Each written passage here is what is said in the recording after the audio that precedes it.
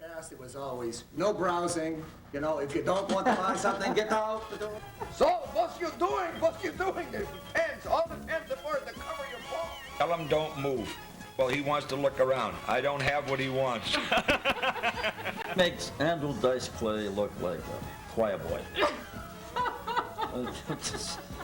How did Mrs. Birke marry Mr. Birke? Marilyn telling me, you have to go.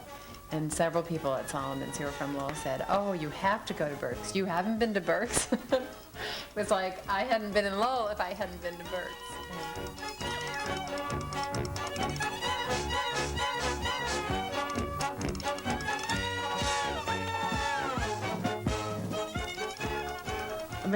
When I first met Nathan, we lived in Poland Lodge. The street was Zachodnia, 18. Hitler was starting to come in, get the other borders. So the Russians used to take the refugees. If you want to evacuate, he says, we can take you away from here. And Nathan right away says, I'm not staying, I ran away from Hitler.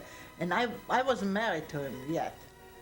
And he says to me, I put your name down too. And I says, you put my name down? I says, we're not even married. He says, well, I says, well, let's get married. That's how we got married. We ran away together because in Europe, you just don't go with a guy and just go to sleep with him and not married. So we got married and we went to Siberia. If you tried to leave Russia during the war times and took any goods with you, it was probably deemed that you were stealing something and you'd possibly lose your life right on the spot. And I remember him telling me that he had a pound, I believe, of platinum or something that was so rare. And needless to say, he had to make a decision. Did he want to take that through and take a chance of losing his life? Well, he didn't. I believe he swapped it for some salt. But he survived another 50, 60 years from that point on. He was wise enough to know, put money in money's place, put life in life's place, and go on and be a survivor. Then the war ended, and we all went to Middle Asia, Tashkent. It wasn't the war ended, but was almost. So we went to Tashkent, and we stayed there for a little while, and then we went back to Poland. When we came back to Poland, I expect somebody, and they used to have lists who is still alive. So there was a wall full with a list. So me and Nathan went over, we stayed only one day. We went over and he couldn't find anybody in that list and I couldn't find anybody. When we came home to Poland, see, like you signed your name. My name was Diemenstein, I'm married to a Birke, and my name is Sally, I lived Zachodnia 18, and my father and mother's name. So we went through the thing to see of any of my brothers, any of my cousins, there was nobody. There was nobody. I says to Nathan, I think I want to go see my house, the apartment we used to live. So we got the janitor, and I says, who lives there? He says, somebody lives there, not your mother and father. Nobody came back. So I just looked through the window, and there was still my parents' furniture there. And I just couldn't take it. And I says, let's go. I don't want to stay here. That's it. What do you think people shopping at Birke's, just, generic customers, might not know about either my mother, my father, about Sally, about Nathan, about Birke's? What might they not know that would be sort of fill in a gap, given that they've been shopping potentially for 40 years at this store? Well, it's hard to imagine someone going in there not understanding or knowing about sort of the refugee background and their ages when they entered this country and what they were able to build up in such a very short period of time, given language barriers and custom barriers and emerging technology. These are two people from, Europe, small towns in Europe, and they were just able to accomplish a tremendous amount. And I guess the other thing that people might not realize is if you, would listen to Nathan's crass and base remarks, I think that a lot of people would have a tendency to believe him to be unintelligent or, I don't know, and really if you had a sense of the theory behind his comments, because he would repeat the same, whether he was calling the mass majority of the population monkeys, and you had an understanding of what that theory was behind why he called them monkeys, and that he didn't feel that people really thought for themselves and they were quick to follow along, and he thought fashion was ridiculous. My first excursion to Birke's, at least the first one I can remember, and I wanted to be stylish. I think I was 8. I may have even been 7, 8, 9, something like that. And I remember it very vividly because we went upstairs afterwards, and I'll get to that later, but I was amazed at what was upstairs. It was so different than the store, and that's why the memory is so strong. But I was going through these pants, and honest, Mr. Birke, all I was looking for was the color. I mean, I wasn't trying to be stylish or anything. And he finally had enough. It was his job to help me. He looked through the pants. And he had finally had enough, and he finally took me aside, and he said, "So, what you doing? What you doing? The pants, all the pants are for to cover your balls."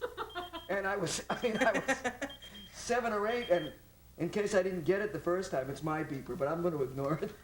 In case I didn't get it the first time, he repeated it again. He says, "They cover your balls, pick up the pants." And I was traumatized, but in a nice way. And since then, I've always thought of the purpose of pants. You'd walk in and right away you'd get the once-over. And if he was in a good mood or whatever, he would just not say anything. And if he wasn't, he'd go, "What do you want?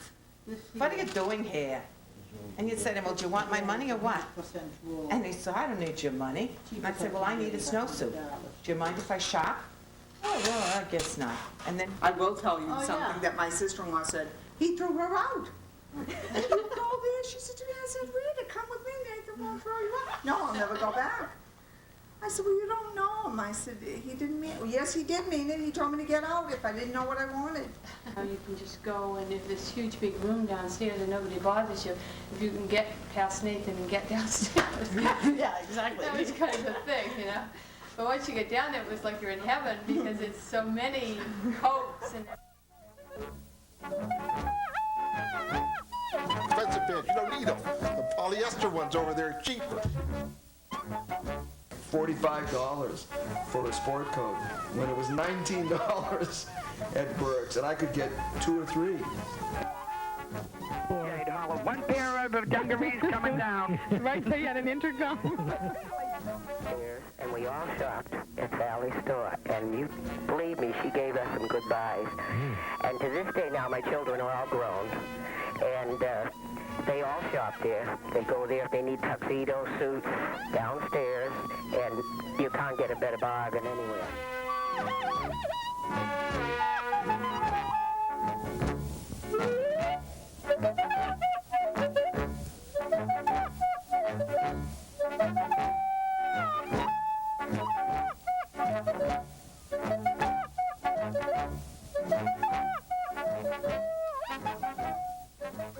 We immigrate to Czechoslovakia. And from Czechoslovakia we went to Germany. And from Germany we went to Paris, France. And from there we came to the United States. Our thing is to come to the United States because I had a couple of aunts here. That's the only one, and everybody wanted to come down here. So we supposed to go to Venezuela. But we came down to the United States, and he met some people from his place where he lived. See, he lived in Lodge, but he was born in a small little town. And he met some people, and that guy was really very religious. And the guy says, I can give you papers, but you have to get out of the country to get the papers. So he says, you have to go to Canada. So somebody was there, and they said that he can smuggle them to Canada.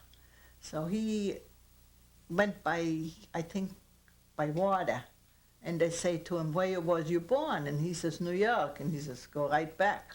With his accent, New York. He wasn't a New Yorker, just like I would say New York. So they took him back, but he was very, very shrewd. He was thinking 2 minutes later. So he says to another guy, is there another place that you can go to Canada? And he says, yeah, there's a train. So he had a few dollars, didn't have much. Had a few dollars, he went in a store and bought a white shirt and bought a big cigar and a New York Times. Put the cigar in the mouth, and the guy was going by, and he looked at he never know what's going on. He looked at the New York Times, and the guy came in and he was, where you born? He said, Buffalo. With the cigar, it sounds like Buffalo. They let him right by. Here, he hands me a cardboard and a magic marker. And I said, now Nathan, what do you want to put on this? And he says, no browsing. I said, what? So I said, Nathan, I said, you can't do that. Just print, he said. No browsing. He did not feel that you needed to browse. You get that? It'd be embarrassing if you're talking to him and someone would come in the door. You'd be right on them. What you want? Well, I'm just looking. No, I'm looking. You buy or you leave. He was gonna go buy some winter jackets, men's winter jackets, and like after the war, nobody wanted new customers. They didn't need new customers. They couldn't supply enough for the old people. So he came in and he says, no, I haven't got, I have this, I have that. So he stayed outside. One time he says, don't let him in. So he stayed outside in a chair and waited 4 hours. And the guy went to the bathroom. We didn't have bathroom. And he caught him. And he says to him, you're going to sell me something. He says, okay, I'll sell you something. So he sold him some regencoats. He says, I got only regencoats. And there were the plastic regencoats with holes. So he says, okay, I'll buy it. He says, he wanted to get in. He bought the regencoats and he came over to the store and I almost killed him. I says, what did you buy? Regencoats, plastic regencoats with holes in them? He says, don't worry about it. So the next time he called him up and he says to him, I want to buy something else.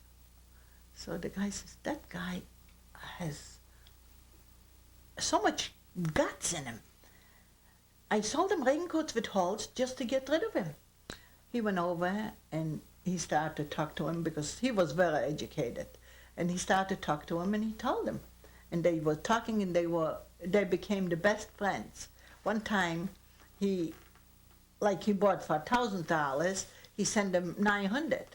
He says, Nathan, where's the other $100? He says, that's the regencoats. I didn't buy the regencoats. I just wanted to get in. He says, you want it back? He says, no, keep him. So he got all his money back. Nancy was doing a lot of modeling in Paris.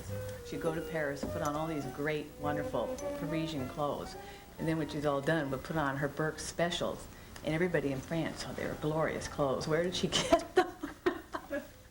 She said, well, I got them in Lowell, Massachusetts, at this little store. I was starting to look for a new job. I said, I have to have an interview suit. And I hadn't found anything. I looked through Filene's basement and everywhere. And she said, we're going to take our lunch hour. We're going to Birke's.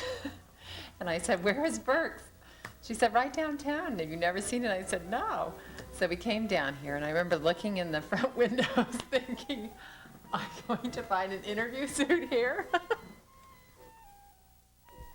And so we went about shopping, and we both went home with several suits. And I remember thinking, what a great bargain. I just bought 3 beautiful jackets right here. Look at this, unbelievable. I'm telling you. And the price is right. I had a beautiful red, lipstick red jersey coat, a gray flannel coat, and a navy blue coat with brass buttons that your mother used to put aside for me. If she'd see something she thought looked like me, she'd say, she'd call me. And I'd come in, and it was always something I loved. I've been coming here since I was a little girl, and my sister and my parents always took us here to get our coats. And I can remember just growing right on up, and I remember there was a time when I went to school where, you know, you had to buy your clothes at Bon Marché and this and that, and, you know, if you bought a discount store or at Burke's, it was like, no, oh, don't tell anybody. But my parents always said, don't you be ashamed. You don't buy the windows, you buy the clothes. Yeah, he had good quality. Oh, yeah. The clothes were Johnny was the best dressed girl in high school. Well, I think I bought my first polyester dress here. And the quality, I was amazed with the quality that you have here. I came from New York City, and I always bought the best there, and I found it right here. We think like we've got our own little treasure here because we know about it. And Brooks, if they wrote it up, you know, in the books, in the business books, they'd say that you might be doing everything wrong, you know, as far as, you know, your window display, your thing like that, but it's really doing everything right. He also invented membership shopping. I don't know why everybody criticizes his approach, that only certain people could come through the door. It's no different than going up to BJ's or any of the other places, service merchandise. I never thought about that. He had an informal membership. The membership was you had an audition with Nathan, and if you passed the audition, you became a member of Birke's, and then you could come in and enjoy all the discounts. If you didn't pass the audition, you were out. And, you know, I think that I'm being serious about that. I really felt that we were members to come here. And then he had different levels. There were the regular members, and then you could be a gold card member, which meant you could go downstairs and look at the shoes. Back when they used to have shoes. And then platinum meant you went upstairs. He'd see somebody walk by that he really disliked, and he'd, you know, get up and turn out the lights and lock the door, right? And, you know, then you were stuck inside. But he always made you then feel at home and say, you have to stay now for a while, and he'd make you a cup of coffee. I was from California, and I thought this man was insane. I mean, I really did. I had never been in a retail establishment where somebody held court, you know, which basically he did, and perused the whole outside and said, somebody walked in, what do you want? Want to look outside. Goodbye. Would you like another cup of coffee? I mean, I hated going to Marshall's, and I hated going to Filene's Basement, all this stuff, but they didn't really care if we came down to Birke's because I could sit down and talk to Mr. Birke and walk in and he'd call me, Bernard, come here. So, how's the everything going? Want the cookie? No, thank you. It's a good cookie. Sure. He was always trying to give me to eat cookies. So. And I always learned about the latest sales that he was buying and things like that. I was probably the only 9-year-old he would tell, you know, his trading secrets to. And she bought some T-shirts or polo shirts and a few pair of socks. And she says, and she left. The next day, this was Friday. Saturday, she went shopping. She didn't have the $20. That time you make $20 a week. The $20. And she says, I don't know where I left it, how could I lose it? And the husband says, well, what are you going to do? You're going to have to take credit. She says, the only place I was that little store, the Up and Up. And I wonder if I left it there. He says, don't even go back. Even if they found it, you think they're going to give you back the money? And she says, well, no phone. We didn't have no phone. She came down and she says to me, I don't accuse you of anything, but I left $20. I says, yeah, you did. And I didn't even put it in that little drawer. I put it underneath from the boxes, and I said to her, there's your $20. she came home, and after that, she thought that I'm the most honest person in the whole world. So when people come in and she was there and somebody would say, I give you 5 instead of 2, he says, don't you dare say that. Not Sally. And I think that's the reputation I got for whatever, 50 years. And I am. I would never take somebody else's a penny. It's not my nature. I like to give, I don't like to take, and I figure they work hard for it. I had 4 children when I went looking for something for my first 2 born and the 2 babies that I had. And I asked them if they had credit. And your mother said yes, and your father didn't like that, but didn't like that too much. Julie was as nice as Nathan was crude. We like Sally. She's a saint. She's a wonderful person. That's right. Your mother is a wonderful person. She was if the it one. wasn't for her, your father wouldn't have had a store. Forget it. God bless. Okay, thank you. God bless her. A long time I didn't realize that was Mr. and Mrs. Birke. I thought they kind of just had the same last name, and there was this nice, sweet woman at the cash register, and then there was this grumpy Jewish troll that was lurking around the store trying to keep everybody moving through. It's a good balance, because I was the one in the store, and I used to say, sit down.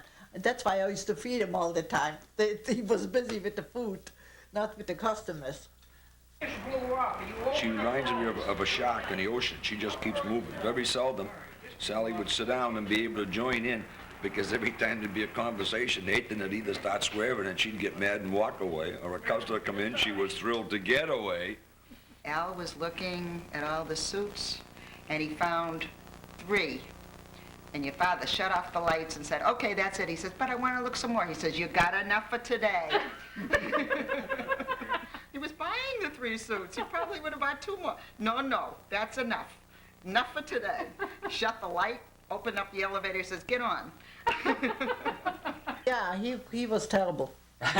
He wanted to make sure you come in for a jacket. Don't be fussy. Buy what I have, and come in and buy and go out. Like you go to a grocery or you go, I says, Nathan, people have to look. They have to try things on. What do I have to try them on? Looks nice. I have a hard time. He used to say, I don't want to say over the thing. He used to say, I have to kiss the behind from the factory. I'm not going to kiss the customers. You know, my father, who was a good judge of character, felt that Nathan Birke was a good man. And he is a good man with a good store and a great wife. And if there were Jewish saints, Sally Birke would be the very first. He was different. He was. There's no such a thing for him that no. What do you mean you can't do it? What do you mean you can't make it? What do you mean you can't do it? The kids used to say, Dad, I can't do that. Oh, what do you mean you can't do it? You try so much till you do it. And he did. He was a little shut Jew. But boy, he had courage.